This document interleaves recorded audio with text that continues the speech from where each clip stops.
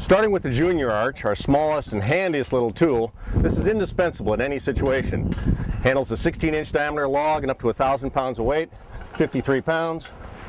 Chuck it over the log, at or near the balance point, pick up the log and go. Drop the log, pull the tongs back. When you smack them, they come off the log without ever bending down. It has only one option, the extension handle.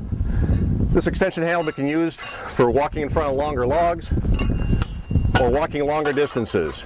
Generally in a forest environment, you won't use it so much because you're picking and pulling and moving logs in brushy and rocky terrain. But once you're out on the trail, this adds a little bit of length so you can walk in front of a 16-foot log or walk with your hands behind your back in a real comfortable fashion with almost no effort at all. The junior arch, the fetching arch, and the Mark 7 all share the same toggling action. With the junior arch, anytime anything pulls on the handle, whether it's by hand or a vehicle, anything that pulls on the handle will pick up the log. This can be done from a remote situation where you have a line, a winch line, it's attached here. As you pull on it, the log will pick up and move toward you. Stop pulling, the log will set down. This is what we call the fetching action. It'll fetch logs out of remote areas or backyards or anywhere where you don't want wheel traction or can't get wheel traction up steep slopes. Fetching is a very important part. You're not always just rolling the log, but as you pull on it once, the log moves. Pull on it again, you can pull it uphill, pull it around areas where otherwise you wouldn't be able to roll. It has fantastic features of toggling over. Once you drop that handle, it's going nowhere. You can cut your firewood.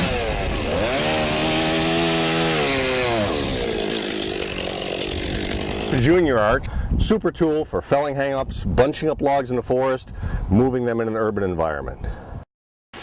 I cut this pine. It's in between the oak and the pine here. It's a small suppressed tree. It's not growing that vigorously. I'm doing a thinning here. I go to cut this tree down and it won't go anywhere. It'll just stand there. And at the same time, I pinched my saw. Now I did this on purpose. I may be lying to you, but probably not. I did this on purpose and pinched my saw in there. The tree is entirely cut off. It sat down and squished my saw in there. I can't move my saw out of there. So I'm going to pick it up off that stump, first get my saw out, and then you might think of the advantage of being able to pick this up and move the whole tree out and drop it on the trail that you're standing on. Rather than having it fall in some unsupported way, I'm going to, in control, bring that out to you. Let's watch here.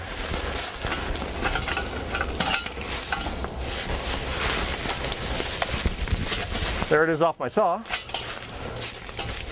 I'll put that somewhere safe. I set the tongs perpendicular to the trunk, so as I pick up, the tongs bind in place, and I can pick that tree up right off the ground. So right off the ground, I can pull it out. Now if it starts to push me, I just drop it to the ground and stop.